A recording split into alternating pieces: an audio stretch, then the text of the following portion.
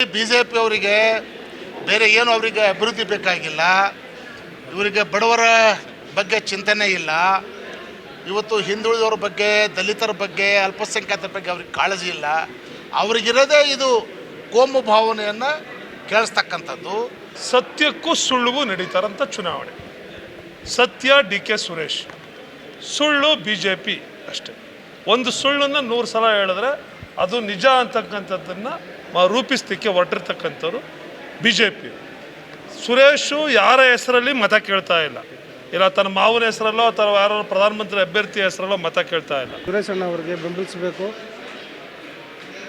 ಅವ್ರಿಗೆ ಹೆಚ್ಚಿನ ಮತಗಳಿಂದ ಗೆಲ್ಲಿಸಬೇಕು.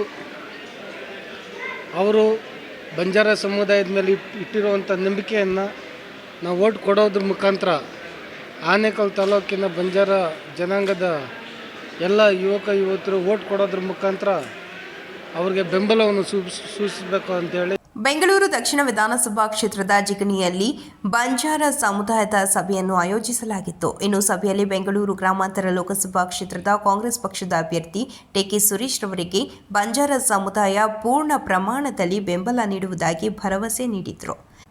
ಇನ್ನು ಈ ವೇಳೆ ಮಾಜಿ ಸಚಿವ ಪರಮೇಶ್ವರ ನಾಯಕ್ ಮಾತನಾಡಿ, ಚುನಾವಣೆ ಬಂದ ಸಮಯದಲ್ಲಿ ಕರ್ನಾಟಕ ಜನರ ಮುಂದೆ ಬರುವ ಪ್ರಧಾನಿ ನರೇಂದ್ರ ಮೋದಿರವರು ರಾಜ್ಯದಲ್ಲಿ ಮಳೆ ಹಾಗೂ ಪ್ರಕೃತಿ ವಿಕೋಪದಿಂದ ತೊಂದರೆ ಆದಾಗ ಜನರ ಬಳಿ ಹೋಗಿಲ್ಲ. ರಾಜ್ಯದ ತೆರಿಗೆ ವಿಚಾರದಲ್ಲಿ ಡಿ.ಕೆ. ಸುರೇಶ್ ರವರು ಮಾತನಾಡಿದಾಗ ಅದಕ್ಕೂ ಕೂಡ ಬಿಜೆಪಿಯವರು ಹಲವಾರು ಸುಳ್ಳಿನ ಕಂತೆಗಳನ್ನು ಕಟ್ಟಿ ಡಿ.ಕೆ. ಸುರೇಶ್ ರವರನ್ನು ಕನ್ನಡಿಗರ ವಿರೋಧಿ ಎಂದು ಬಿಂಬಿಸಲು ಹೊರಟಿದ್ದಾರೆ ಎಂದರು.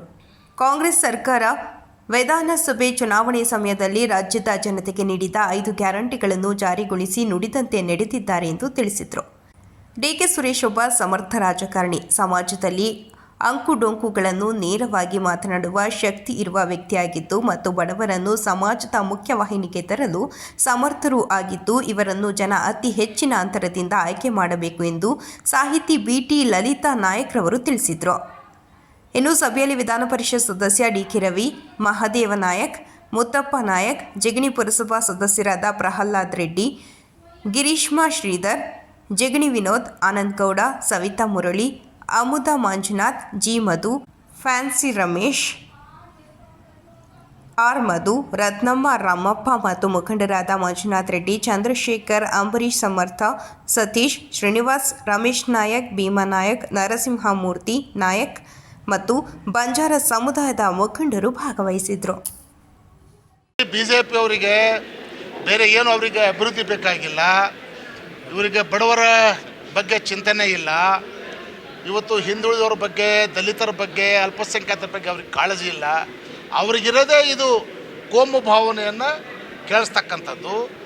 ಭಾವನೆಗಳನ್ನು ವಿಷಬೀಜವನ್ನು ಬಿತ್ತಿ ಈ ಸಮಾಜವನ್ನು ಹೊಡಿತಕ್ಕಂಥ ಏನು ಅವ್ರದ್ದು ಸಾಧನೆ ಏನಿದೆ? ಅವ್ರು ಏನು ಈ ದೇಶಕ್ಕೆ ಏನು 10 ವರ್ಷ ಆಡಳಿತ ಮಾಡಿದ್ದಾರೆ ಮೋದಿಯವರು? ಏನು ಇವತ್ತು ಏನು ರೈತರಿಗೆ ಏನಾದರೂ ಕೊಡುಗೆ ಕೊಟ್ಟಿದ್ದಾರಾ? ಅಥವಾ ಮಹಿಳೆಯರಿಗೆ ಏನಾದರೂ ಕೊಡುಗೆ ಕೊಟ್ಟಿದ್ದಾರಾ? ಯುವಕರಿಗೆ ಪ್ರತಿ ವರ್ಷ 2 ಕೋಟಿ ವಿದ್ಯಾವಂತ ಯುವಕರಿಗೆ ಉದ್ಯೋಗ ಕೊಡ್ತೀವಿ ಅಂತ ಅವ್ರು ಘೋಷಣೆ ಮಾಡಿದ್ರು. ಅದನ್ನು ಇವತ್ತು ಬರೇ ಸುಳ್ಳನ್ನು ಹೇಳೋದ್ರಿಂದ ಸಾಧನೆ ಮಾಡೋಕ್ಕಾಗಲ್ಲ. ಇದು ಧರ್ಮ ಅಧರ್ಮ ಇಲ್ಲಿ ಪ್ರಶ್ನೆ ಉದ್ಭವ ಆಗೋದಿಲ್ಲ. ಇದನ್ನು ಅಭಿವೃದ್ಧಿನ ಮುಂದಿಟ್ಕೊಂಡು ನಾವು ಕಾಂಗ್ರೆಸ್ನವ್ರು ಇವತ್ತು ಈ ರಾಜ್ಯದ ಜನರಿಗೆ 2023ರಲ್ಲಿ ನಾವು 5 ಗ್ಯಾರಂಟಿಗಳನ್ನು ಘೋಷಣೆ ಮಾಡಿದ್ವೋ, ಏನು ನುಡಿದಿದ್ದೇವೆ ಆ ಪ್ರಕಾರ ನಡ್ಕೊಂಡಿದ್ದೇವೆ. ರಾಜ್ಯದ ಜನ ಸನ್ಮಾನ್ಯ ಸಿದ್ದರಾಮಯ್ಯನವರು ಮತ್ತು ಸನ್ಮಾನ್ಯ ಡಿ.ಕೆ. ಶಿವಕುಮಾರ್ ಅವರ ಮೇಲೆ ಮತ್ತು ಕಾಂಗ್ರೆಸ್ ಪಕ್ಷದ ಮೇಲೆ ನಂಬಿಕೆ ಇಟ್ಟಿದ್ದಾರೆ. ಕಾಂಗ್ರೆಸ್ ಪಕ್ಷವನ್ನು ಬೆಂಬಲಿಸ್ತಾರೆ. ಸರ್, ಗ್ರಾಮಾಂತರದಲ್ಲಿ ಈಗಾಗಲೇ 2 ಪಕ್ಷಗಳ ನಡುವೆ ಹಣಾಹಣಿ ಜೋರಾಗಿದೆ. ಮಂಜುನಾಥ್ ಅವರು ಈಗ ಇಲ್ಲಿ ವೈದ್ಯಕೀಯ ಕ್ಷೇತ್ರದಿಂದ ಬಂದಿರೋದ್ರಿಂದಾಗಿ ಅವರು ಮುಂದಿನ ದಿನಗಳಲ್ಲಿ ಸಚಿವರಾಗ್ತಾರೆ ಅಂತ ಬಿಂಬಿಸ್ಕೊಂಡೋಗಿ ಪ್ರಚಾರ ಮಾಡ್ತಿದ್ದಾರೆ. ನೋಡಿ, ನಾವು ಡಾಕ್ಟರ್ ಮಂಜುನಾಥ್ ಅವ್ರ ಬಗ್ಗೆ ಟೀಕೆ ಮಾಡೋದಕ್ಕೆ ನಾವು ಹೋಗೋದಿಲ್ಲ. ಅವ್ರ ಬಗ್ಗೆ ನಾನು ಮಾತಾಡೋದು ಈಗ ಅಪ್ರಸ್ತುತ. ನಮ್ಮ ಡಿ.ಕೆ. ಸುರೇಶ್ ಅವರು ಮೊದಲು ಬೈ ಎಲೆಕ್ಷನಲ್ಲಿ ಗೆದ್ದ ಮೇಲೆ ಸತತವಾಗಿ 3 ಬಾರಿ ಅವರು ಈ ಭಾಗದಲ್ಲಿ ಸಂಸದರಾಗಿ ಆಯ್ಕೆಯಾಗಿದ್ದಾರೆ. ಅದರ ಜೊತೆಗೆ ಈ ಬೆಂಗಳೂರು ದಕ್ಷಿಣ ಕ್ಷೇತ್ರದ ಸರ್ವಾಂಗೀಣ ಅಭಿವೃದ್ಧಿಗೆ ಸಾಕಷ್ಟು ಅಭಿವೃದ್ಧಿ ಕೆಲಸಗಳನ್ನು ಮಾಡಿದ್ದಾರೆ. ಮತ್ತು ಇಡೀ ದೇಶ ಮತ್ತು ರಾಜ್ಯದ ನಮ್ಮ 25 BJP ಸಂಸದರು ಇವತ್ತೇನು ಸಂಸತ್ನಲ್ಲಿ ಇವತ್ತು ಧ್ವನಿ ಎತ್ತಕ್ಕಾಗದೇ ಇರತಕ್ಕಂಥ ಸಬ್ಜೆಕ್ಟ್ ಇವತ್ತು ಏನು ನಮ್ಮ ತೆರಿಗೆ ನಮ್ಮ ಪಾಲು ನಮ್ಮ ತೆರಿಗೆ ನಮ್ಮ ಹಕ್ಕು. ಅದರ ವಿಚಾರವನ್ನು ಇವತ್ತು ಸಂಸತ್ತಿನಲ್ಲಿ ಅದನ್ನು ಪ್ರಸ್ತಾಪ ಮಾಡಿ ಇವತ್ತು ನಮ್ಮ ರಾಜ್ಯಕ್ಕೆ ಆಗಿರ್ತಕ್ಕಂಥ ಅನ್ಯಾಯವನ್ನು ಖಂಡನೆ ಮಾಡ್ತಕ್ಕಂಥ ಅಭಿವೃದ್ಧಿ ಪರವಾಗಿರ್ತಕ್ಕಂಥ ಏಕೈಕ ಸಂಸದರು ಸನ್ಮಾನ್ಯ ಡಿ ಕೆ ಸುರೇಶ್ ಅವರು.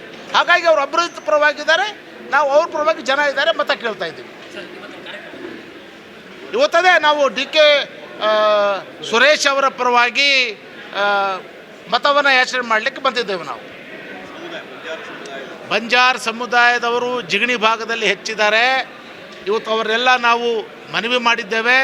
ಇವತ್ತು ಇಂದಿರಾ ಗಾಂಧಿಯವರ ಕಾಲದಿಂದಲೂ ಕಾಂಗ್ರೆಸ್ ಪಕ್ಷ ನಮ್ಮ ಸಮಾಜಕ್ಕೆ ಸಾಕಷ್ಟು ಕೊಡುಗೆಗಳನ್ನು ಕೊಟ್ಟಿದೆ, ಭದ್ರತೆಯನ್ನು ನೀಡಿದೆ, ರಾಜಕೀಯ ಸ್ಥಾನಮಾನವನ್ನು ಕೊಟ್ಟಿದೆ. ಹಾಗಾಗಿ ಕಾಂಗ್ರೆಸ್ ಪಕ್ಷವನ್ನು ಬೆಂಬಲಿಸ್ರಿ, ಡಿ ಕೆ ಸುರೇಶ್ ಅವರಿಗೆ ಆಶೀರ್ವಾದ ಮಾಡಿರಿ ಅಂತೇಳಿ ಮನವಿ ಮಾಡಲಿಕ್ಕೆ ಬಂದಿದ್ದೇನೆ. ಕೂರಿಸ್ಕೊಂಡಿದ್ರು.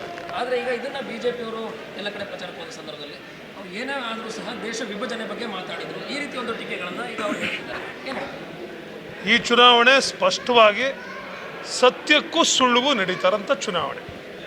ಸತ್ಯ ಡಿ ಕೆ ಸುರೇಶ್, ಸುಳ್ಳು BJP ಅಷ್ಟೇ.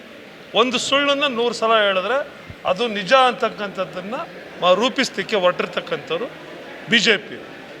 ಸುರೇಶು ಯಾರ ಹೆಸರಲ್ಲಿ ಮತ ಕೇಳ್ತಾ ಇಲ್ಲ ತನ್ನ ಮಾವನ ಹೆಸರಲ್ಲೋ ಅಥವಾ ಯಾರೋ ಪ್ರಧಾನಮಂತ್ರಿ ಅಭ್ಯರ್ಥಿ ಹೆಸರಲ್ಲೋ ಮತ ಕೇಳ್ತಾ ಇಲ್ಲ. ಸುರೇಶ್ ಕೇಳ್ತಾ ಇರ್ತಕ್ಕಂಥದ್ದು ತಾನು ಮಾಡಿರ್ತಕ್ಕಂಥ ಕೆಲಸಗಳನ್ನು ಜನರ ಮುಂದೆ ಇಟ್ಟು, ಕೋವಿಡ್ ಸಂದರ್ಭದಲ್ಲಿರ್ಬೋದು, ಗ್ರಾಮಾಂತರ ಪ್ರದೇಶದಲ್ಲಿರ್ಬೋದು, ಕೆರೆ ತುಂಬಿಸ್ತಕ್ಕ ಅಂತರ್ಜಲ ಹೆಚ್ಚಿಗೆ ಮಾಡ್ತಕ್ಕಂಥ ವಿಚಾರದಲ್ಲಿರ್ಬೋದು, ಅಥವಾ ರಾಜ್ಯಕ್ಕೆ ಆಗ್ತಾ ಇರ್ತಕ್ಕಂಥ ಅನ್ಯಾಯದ ಬಗ್ಗೆ, ಮಲತಾಯಿ ಧೋರಣೆ ಬಗ್ಗೆ ಹೇಗೆ ಎಲ್ಲರೂ ಕೂಡ ಅಪ್ರಸ್ತುತವಾಗಿ ಮಾತಾಡ್ತಂಥ ಸಂದರ್ಭದಲ್ಲಿ ಮಾತಾಡ್ತಕ್ಕಂಥ ಒಂದು ಧೈರ್ಯವನ್ನು ಪ್ರದರ್ಶನ ಮಾಡಿ ತಾನು ಮಾಡಿರ್ತಕ್ಕಂಥ ಕೆಲಸಕ್ಕೆ ಕೂಲಿ ಕೇಳ್ತಾ ಇರ್ತಕ್ಕಂಥದ್ದು ಡಿ ಕೆ ಸುರೇಶು. ಅದೇ ಸತ್ಯ, ಅವ್ರು ಮಾಡಿರ್ತಕ್ಕಂಥ ಕೆಲಸಗಳೇ ಸತ್ಯ. ಇನ್ನು ವಿರೋಧಿಗಳು ಇನ್ನು ಮೀಡಿಯಾದಲ್ಲಿ ಭ್ರಮಾಲೋಕವನ್ನು ಸೃಷ್ಟಿ ಮಾಡಿ ಇಲ್ಲ ಸಲ್ಲದ ಆರೋಪಗಳನ್ನು ಮಾಡ್ತಾ ಅವ್ರ ಅಪಪ್ರಚಾರವನ್ನು ಮಾಡ್ತಾ ಮತ ಕೇಳ್ತಾ ಇದ್ದಾರೆ. ಡಿ ಕೆ ಸುರೇಶ್ ಉತ್ತಮವಾದಂಥ ಕೆಲಸಗಾರ, ಅದರಿಂದ ಬೇರೆ ಅವರ ವಿಚಾರಗಳೆಲ್ಲ ಅಪ್ರಸ್ತುತ.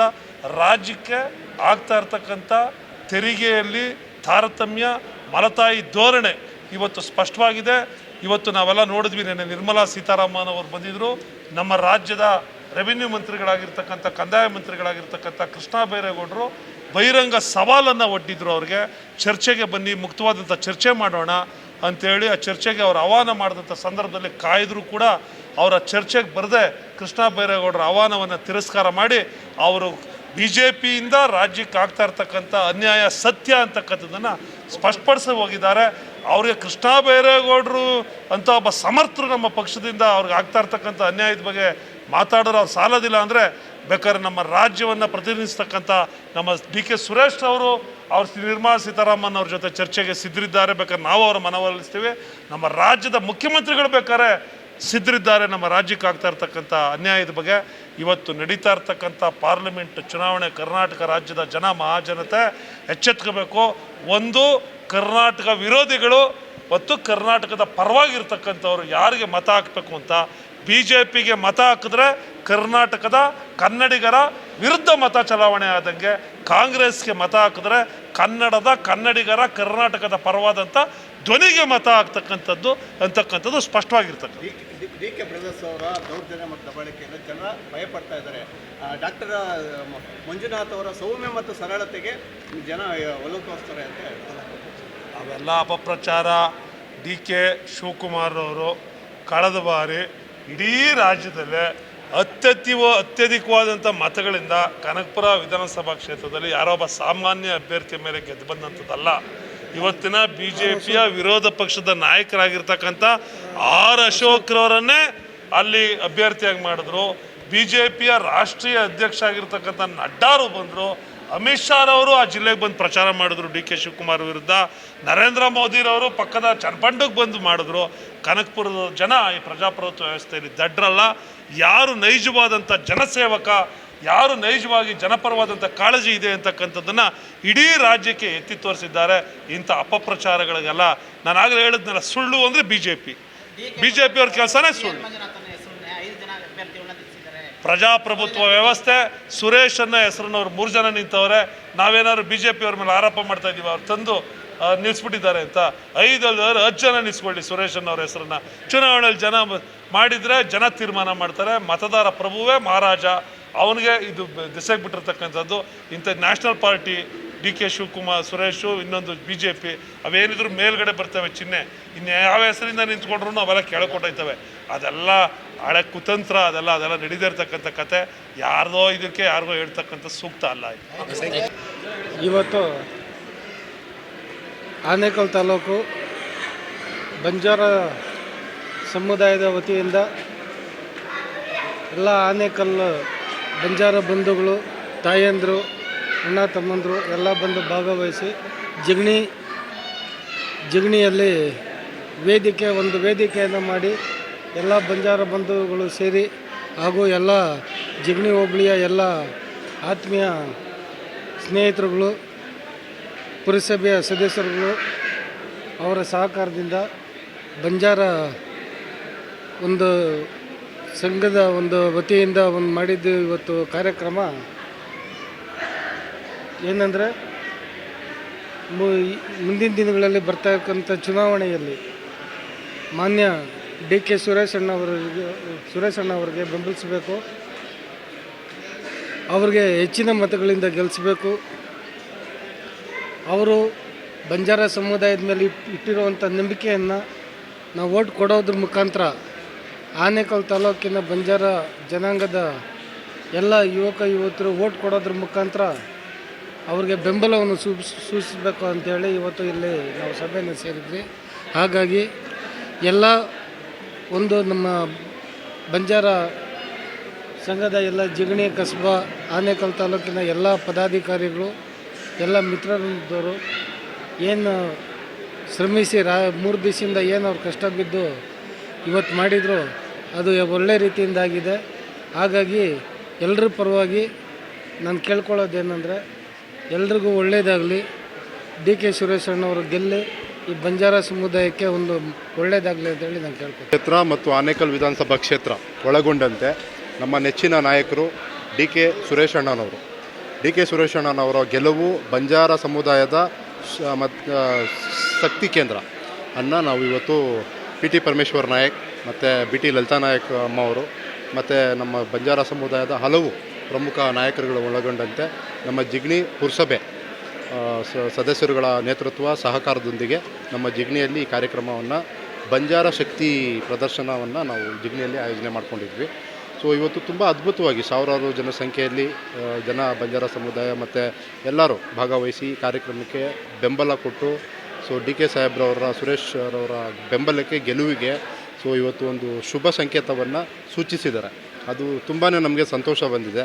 ಸೊ ಎಲ್ಲರೂ ಬಂಜಾರ ಸಮುದಾಯ ಎಂದೆಂದಿಗೂ ಡಿ ಕೆ ಶಿವಕುಮಾರ್ ಅವರಾಗ್ಬೋದು, ಸುರೇಶ್ ಸಾಹೇಬ್ರಾಗ್ಬೋದು, MLC ರವಿಯಣ್ಣವರಾಗ್ಬೋದು, ನಮ್ಮ ಭಾಗದ ಹಲವಾರು ಅಧಿಕಾರಿಗಳು ಬಂಜಾರ ಸಮುದಾಯಕ್ಕೆ ಒತ್ತನ್ನು ಕೊಟ್ಟಿದ್ದಾರೆ. ಪ್ರೀತಿ ವಿಶ್ವಾಸದಿಂದ ಇವತ್ತವರೆಗೂ ತೊಗೊಂಡೋಗಿದ್ದಾರೆ.